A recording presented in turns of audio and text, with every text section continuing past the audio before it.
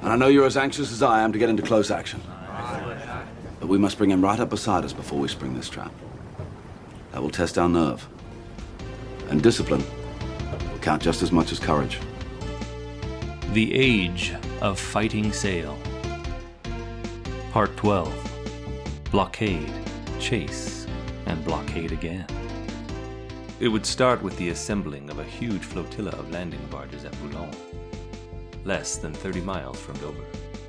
An army of 161,000 soldiers was to be gathered for an invasion so overpowering that it could sweep up to London within days of landing on Britain's shore. Napoleon calculated that he would have to control the channel just long enough to get his flotilla across. The strategy for that part of the plan could wait. At the moment, Napoleon had another diversionary ploy. With his invasion troops amassing at Boulogne, and all England hastily assembling armies of defense, Napoleon suddenly proposed peace.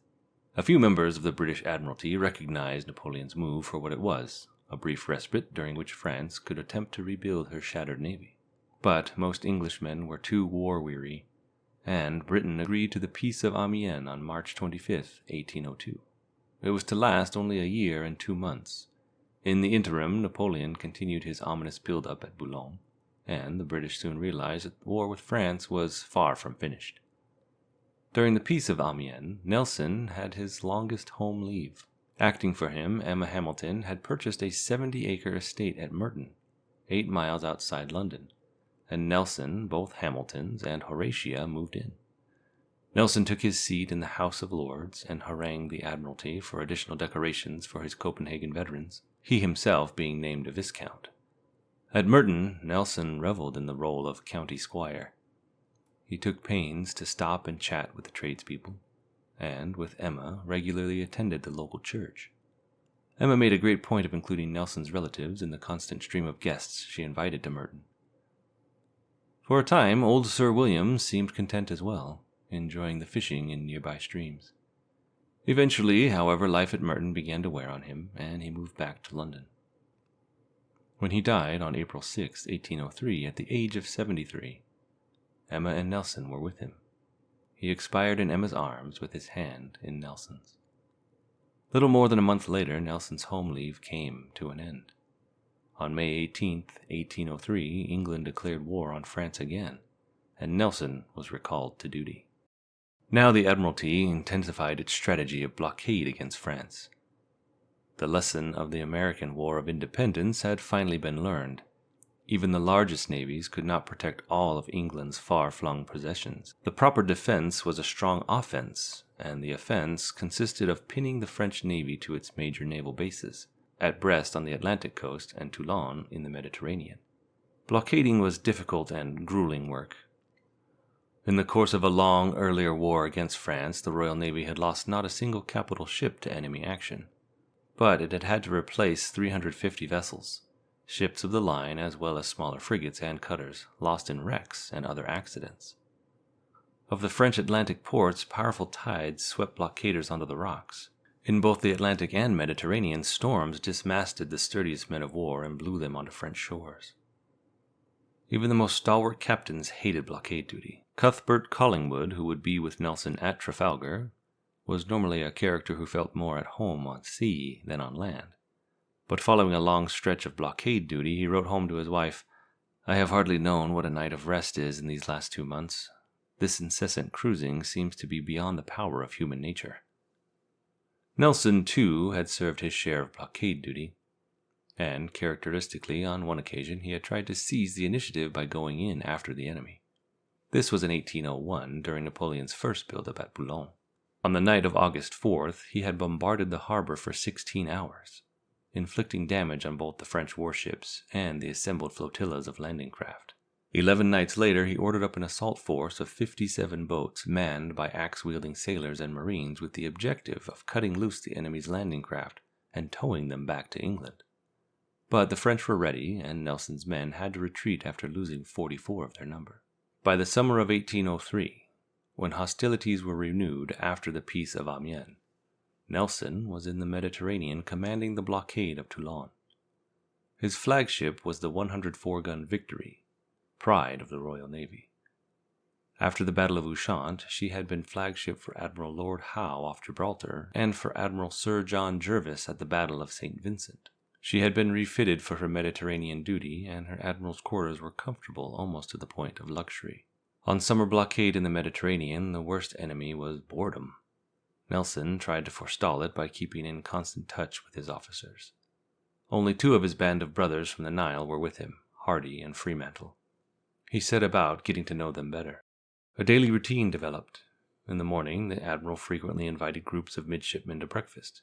He had a cup of tea and a bit of toast, while they enjoyed some meat as well. Nelson was his cheeriest at these breakfasts.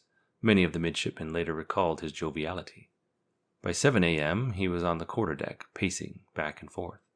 At mid-morning, he was back at his cabin reading dispatches, or at his special desk, built to fold for storage during battle and containing the desk and chair in one piece, hidden under it the admiral's chamber pot. At 2 p.m., the Victory's band struck up a tune, and the fifers at 2:45 launched into the familiar roast beef of Old England to announce midday dinner, which was served precisely at 3 p.m. Nelson invited his captains to dinner in rotation according to their seniority. The dinner included 3 main courses, a fish, a roast, and a vegetable, with fresh fruit for dessert. 3 or 4 wines, sometimes including champagne, and finally coffee and liquors. Nelson ate little because of his tendency for seasickness, perhaps only nibbling on a chicken wing with a bit of macaroni and a glass or 2 of wine. His servant Tom Allen kept diluting his wine with water and reminding him that he'll be ill if he takes any more. But Nelson made sure that for his officer's sake it was the high point of the day. Dinner lasted as late as 5 p.m., and as the fleet surgeon described it once, if a person does not feel himself perfectly at ease, it must be his own fault. Such is the hospitality which reigns here. Most of the diners then took a stroll on the quarterdeck while the ship's band serenaded them. At 6 o'clock came tea and biscuits in the admiral's dining cabin, followed by punch and cake at 8. There was much genial conversation in Nelson's great cabin, with its candles at the sweeping stern windows, the mahogany desk, chair, and tables, the wide sofa, the silver bowl of fruit, the Wedgwood spittoon, and prominently overlooking all, the wistfully smiling portrait of Nelson's love, Emma Hamilton. By 9 p.m., the captains climbed down into their waiting gigs to be rowed back to their ships. Even under such pleasant circumstances, the tedium was oppressive. One captain fought boredom by growing mustard plants and watercress. Another maintained an aviary. Yet another brewed his own spruce beer. The boredom below decks was equally oppressive, although more difficult to deal with. Besides inviting midshipmen to breakfast, Nelson tried to improve morale with occasional rewards. When a midshipman dived overboard to save a seaman from drowning, Nelson promoted him to lieutenant. Then, in an attempt to counter excessive expectancy among the other midshipmen, he made sure to announce that he would be making no more lieutenants for men falling overboard. Nelson made a fetish of caring for the physical well-being of his crews. To a doctor friend at home, he wrote, "The great thing in all of military service is health, and you must agree with me that it is easier for an officer to keep men healthy than for a physician to cure them." He described the means that he used to keep his men healthy, sending his supply vessels to Sardinia and the captured islands of Minorca and Majorca for onions, mutton, and cattle. Nelson was particularly anxious to secure fruit juices as a guard against scurvy. He sent to Sicily for 50,000 gallons of lemon juice. Each of the 8,400 men in the fleet got a pint a day. When a new surgeon joined the Victory after she had been stationed for 20 months, the doctor reported with astonishment that of the 850 men aboard the flagship, only 1 was sick in bed, and that same good health was to be found on all the other ships. The condition of the men became even more important when summer gave way to the winds of autumn. The cold nights on deck gave Nelson a hacking cough and aggravated the rheumatism in the stump of his right arm. He found that it worked well as a barometer. He had recurrent attacks of gout. Toothaches continued to plague him. Most of his uppers were gone by now. He was seasick much of the time. His remaining eye was troubling him and became convinced that he was going blind. The ship's surgeon blamed it on overuse of the one eye and prescribed a green eye shade, but it did little to help. His multilingual secretary, Dr. A. J. Scott, who was also the Victory's chaplain, read to Nelson from the French newspaper sent out by British spies. But Nelson insisted on personally reading most of the correspondence, entailed in the management of a fleet of men of war. He slouched in his favorite upholstered armchair, designed for him with an in pocket for arriving correspondence under his left arm and an out pocket under the right, and read until his eye throbbed and he could no longer see. When he dozed off, Scott would sneak some of the bulkier and less important documents from the in pocket to the out pocket. The most difficult time for Nelson was night. The anxiety of waiting for the Toulon fleet to come out was almost too much for him. It made him nauseated and gave him chronic headaches. He could not sleep for more than 2 hours at a time, but he tried. Regularly at 9 p.m., as soon as his captains had returned to their ships, Nelson would take off his admiral's coat, breeches, and shirt, and in his underwear kneel at prayer beside his bed. The bed was more like a box, designed to be suspended like a hammock and to swing with the ship. Nelson would ease into the bed, under the quilt made for him by Emma, and try to sleep. After an hour or two, he would be wakened by coughing spasms and would climb from the bed, slip into his buckled shoes, throw his greatcoat over his shoulders, and go out onto the quarterdeck. The officers on deck would step respectfully to the lee rail. Nelson would nod to them and take up his pacing along the weather rail. He would walk for hours at a time. He averaged about 15 miles a day on the quarterdeck of the Victory, waiting and hoping for some signal that would end the monotony. So anxious was Nelson to lure the enemy out of Toulon that he adopted a dangerous tactic. He took his blockading fleet out of the sight of the port, leaving only a few frigates to report to him if the French admiral ventured out into the harbor. It was a cat-and-mouse game, with Nelson hiding just over the horizon, waiting to pounce on his quarry if it made a move. And so the long, dreary duty continued. The British sailors renamed the Toulon port to Toulon. Nelson had arrived in the summer of 1803. By autumn of 1804, he had become so exhausted that the ship's doctor persuaded him to ask for sick leave. But then in December, Spain joined the war on the side of France. Nelson forgot all about going home. Now, with the availability of Spanish vessels, Napoleon finally worked out his plan for temporarily clearing the channel for his landing barges. It was Napoleonic both in scale and in complicated detail. The French admiral in charge of the Toulon fleet was Pierre Charles Villeneuve, who had managed to slip out of Aboukir Bay and escape after the Battle of the Nile. Napoleon ordered Villeneuve to depart from Toulon with his 11 ships of the line and 7 frigates at the first opportunity, and to sail not for England but for the West Indies. En route he was to call on the Spanish commander at Cadiz, and there he subsequently added 9 ships to the combined fleet. Meanwhile, the Navy at Brest was to sneak there 22 ships by the Royal Navy's blockade and head for the West Indies. All 40 or more ships were to rendezvous at Martinique, the most important French stronghold in the area, where they would be joined by still more French ships that were stationed in the Caribbean. But, and here was the key to Napoleon's plan, the reinforced combined fleet was not to attack British possessions in the West Indies. Instead, it was to head straight back to Europe. With this diversionary move, Napoleon hoped to distract the Royal Navy into rushing to the defense of England's rich West Indies possessions. And while the British ships were decoyed across the Atlantic, looking around the West Indies for the French, Napoleon's combined fleet would race back to clear the channel for the invasion of England. On January 19, 1805, at 3 in the afternoon, Nelson's fleet was anchored in Madalena Roads, more than 200 miles from Toulon, taking aboard supplies, when his 2 lookout frigates came rolling in before a gale. Whipping at their yardarms were flags signaling French fleet at sea. By 6 that evening, Nelson's fleet was in pursuit. Admiral Villeneuve, on receiving Napoleon's orders, had waited for a gale in order to make as good time as possible before Nelson could pounce on him. The storm winds he used succeeded not in driving him toward Gibraltar, but in damaging so many ships and injuring so many men that Villeneuve had to creep back into Toulon.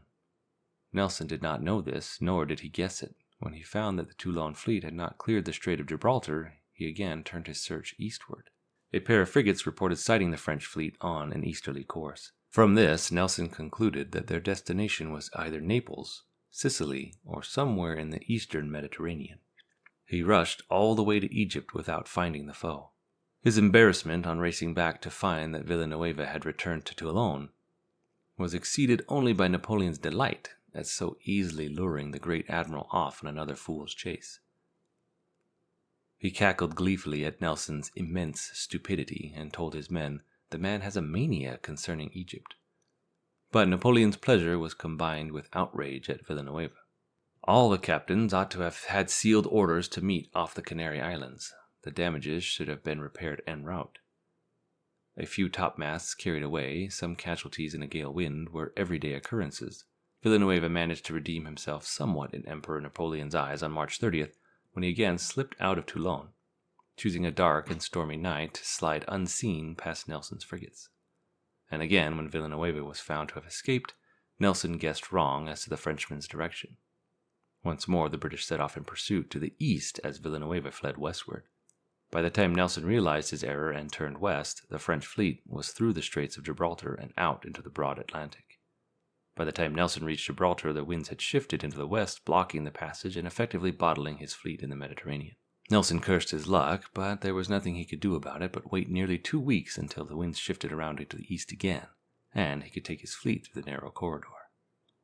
Off across the Atlantic, Nelson sailed, dropping south to pick up the trade winds and setting a course for the British island of Barbados. Once the fleet reached the trades, the wind held steady and Nelson began to gain on the French fleet. This despite the fact that the better-designed French ships were inherently faster and Nelson's storm-weakened vessels were in bad shape. The Superbe, for example, actually had cables wound around her hull to keep her seams from parting. However, the same storms had, as Nelson knew, toughened and sharpened the men to the point where the British sail handling and helmsmanship were vastly superior. The Superbe's captain, Richard Keats, kept all sails flying and his men constantly worked the pumps. Villanueva had picked up 7 Spanish ships at Cadiz. With a fleet of 18 ships of the line, he arrived at Martinique on May 14th, 3 days after Nelson had started in pursuit. There was no sign of the promised French reinforcements. The French fleet off Brest was never able to slip past the British blockade.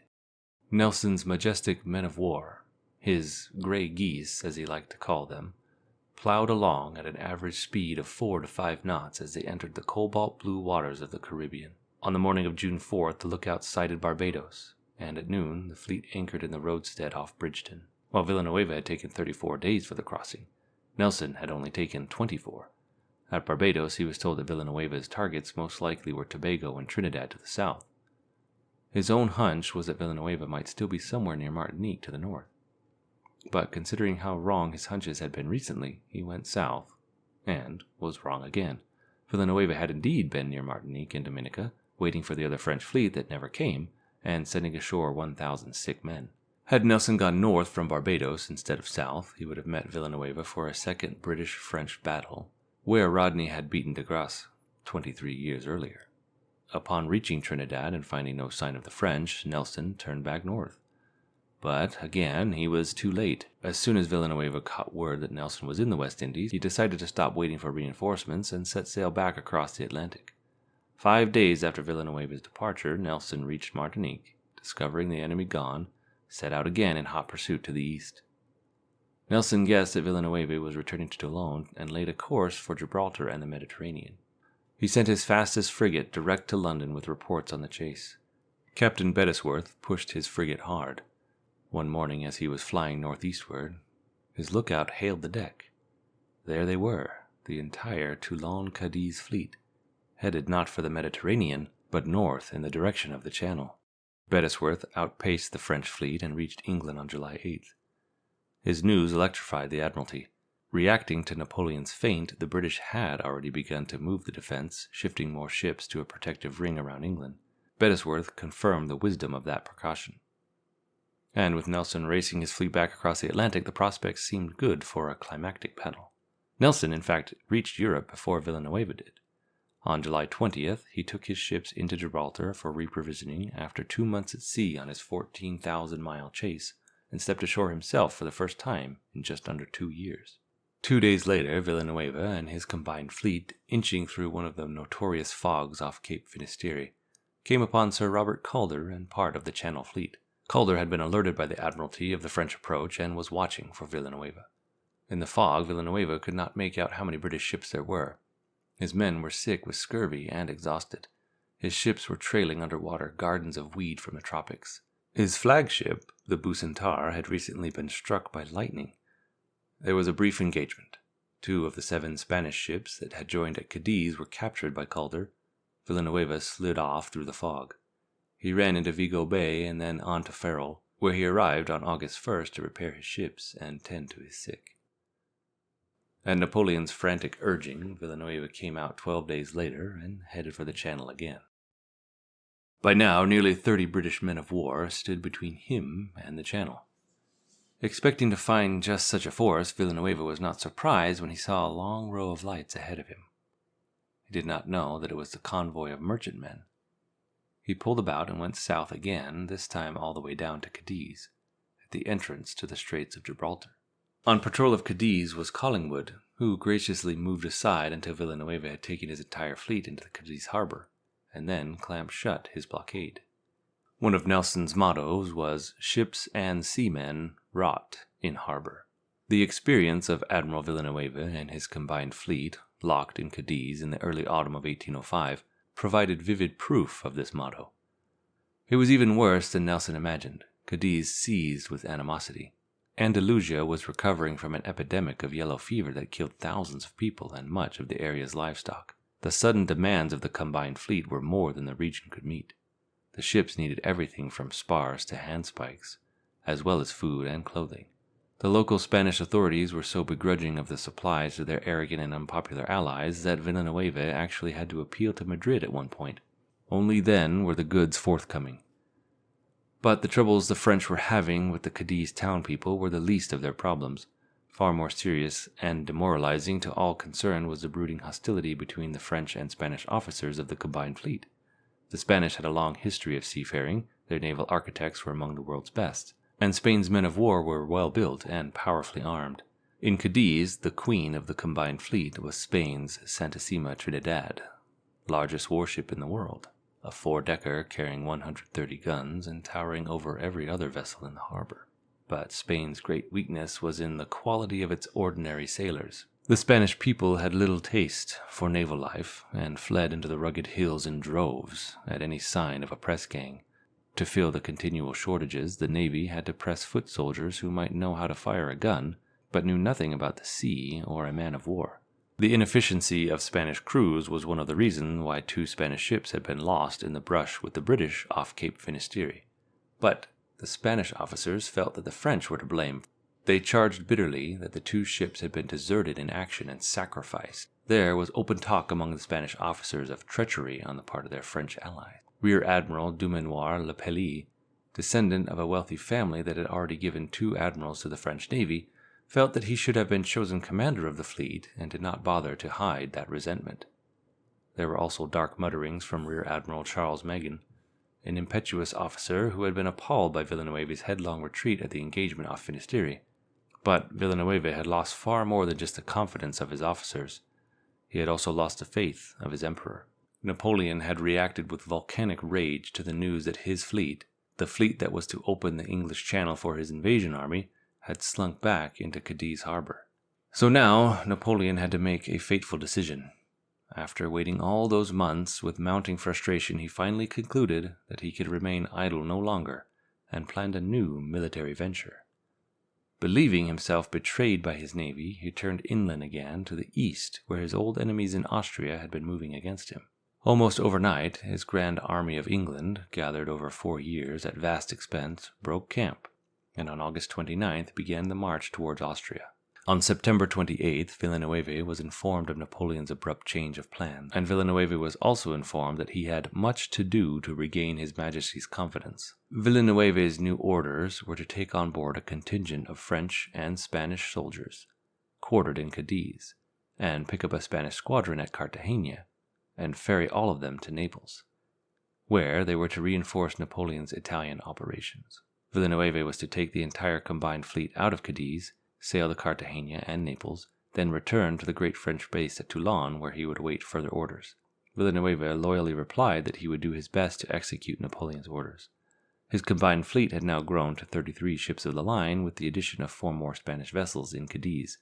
He made plans to embark the troops and sail as soon as possible. Somehow he must either evade or fight his way past the British fleet lurking offshore. Though the main enemy force was usually out of sight, everyone could see the watching frigates patrol back and forth, and knew that the capital ships could not be far off. There was a report by way of Lisbon that the British admiral was Horatio Nelson. On October 8th, Villanueva called his senior captains together aboard the Bucentaure, and the full depth of the Spaniards' disaffection immediately became apparent. They virtually refused to sail, coldly stating that their ships were unready, and adding, as if Villanueva could not read a barometer, that a storm was in the making. At one point, the hot-headed Admiral Magan uttered a sneering remark about the courage of Spanish officers, and almost provoked a sword fight with the Spanish commodore. As the argument about the weather continued, even the normally polite Villanueva snapped. "It is not the glass, but the courage of certain persons that is falling." White-faced, trembling with fury, the Spanish Admiral Gravina replied, "Whenever the Spanish fleet has gone into action side by side with our allies, it has ever borne its part valiantly and led the way. This, sir, as you yourself must admit, we fully proved to you at the recent battle off Finisterre." He then turned to his captains and roared, "Mañana al mar," tomorrow to sea. After that meeting, Villanueva wrote a report stating that his opinion of the Spaniards was that they were quite incapable of meeting the enemy. The next day there was a stirring parade of men of war as the combined fleet, 33 fighting ships, moved through the narrow inner harbor entrance past the walled city. The plan was to clear the harbor and anchor the roadstead outside to await the first favorable wind to make for the open ocean and head for the Straits of Gibraltar. But scarcely had the fleet dropped anchor before the predicted storm came howling down upon it. On and off for a week, the gales battered the ships. Villanueva held 2 meetings with his French admirals to discuss the anticipated battle and the hoped-for breakthrough to Naples. The veteran of Aboukir offered his guess as to the tactics they would confront. He predicted that Nelson would not use the age-old line-on-line battle formation. But Villanueva could offer no novel suggestion for defense against such an attack. He planned to proceed by the book, in traditional line of battle. At last, on October 17th, the storm abated, but now the winds were unfavorable, as Villanueva impatiently waited for the winds to shift. He received a heartening bit of intelligence. The lookout posts along the Spanish coast reported that 4 British men of war escorting a troop convoy had been spotted sailing eastward into the Mediterranean from Gibraltar. 2 more warships were in Gibraltar for water and minor repairs.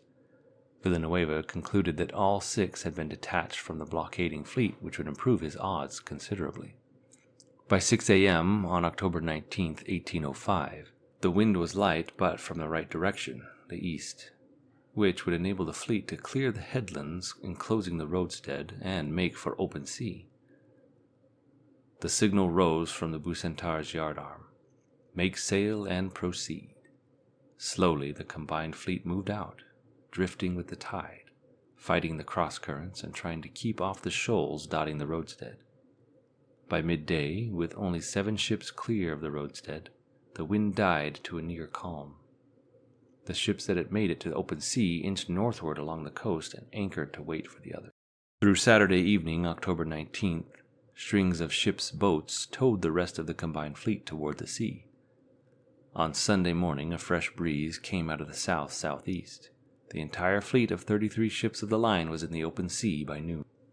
As the ships worked their way out, tearful crowds watched along the walls of Cadiz and filed into the churches to pray for their relatives going into battle. At the Iglesia del Carmen, Cadiz's favorite church of mariners, there were so many worshippers that they were only admitted in shifts. On land and on board ship alike, the atmosphere was one of impending doom. The Spaniards were still bitterly complaining that their ships were poorly equipped, the men insufficiently trained, and in short, as one officer put it, the fleet was not in a state to perform the services appointed to it. With a show of bravado, Villanueva attempted to encourage his seamen with the message: "Nothing in the sight of an English squadron should daunt us. They are skilled in seamanship. In a month's time we shall be as skillful." But everyone realized that even if this were true, which it was not, his men only had a few days at most, instead of a month, before confronting the gun crews of the Royal Navy, obviously lying in wait for them somewhere nearby. Indeed, Admiral Magan believed that his only hope was to get close enough to a British ship to board it and try to capture it in hand-to-hand fighting. To spur his men, he offered an expensive silver-mounted belt he had been awarded for past services to the first man to board an enemy. Aboard the French ship Redoutable, another Frenchman, Captain Jean Lucas, grimly confronted the prospect of the battle. During the confinement in Cadiz, he had perfected his own special tactics, drilling his men with grappling irons, hand grenades, bayonets, pistols, and muskets, and teaching his sharpshooters to fire from the Redoutable's tops onto the enemy's quarterdeck. He was aware that he would probably go down to defeat, likely even death, but Lucas was determined that he would take some Englishmen with him. On the horizon, aboard the British frigate Euryalus, the attitude was exactly the opposite of that of the combined fleet. After weeks and months of patrolling and fighting storms, the moment the British had hungered for had finally come. Like the tails of wolves outside the fold as the sheep straggled out, the British frigate's signal flags flicked in the breeze. Across the water to Nelson's Victory, a chain of messages was sent. Euryalus to Phoebe, enemy are coming out of port. Phoebe to Mars, enemy are coming out of port. And finally Mars to Victory, enemy are coming out of port. And then the message from Victory back to the British fleet, General Chase, southeast.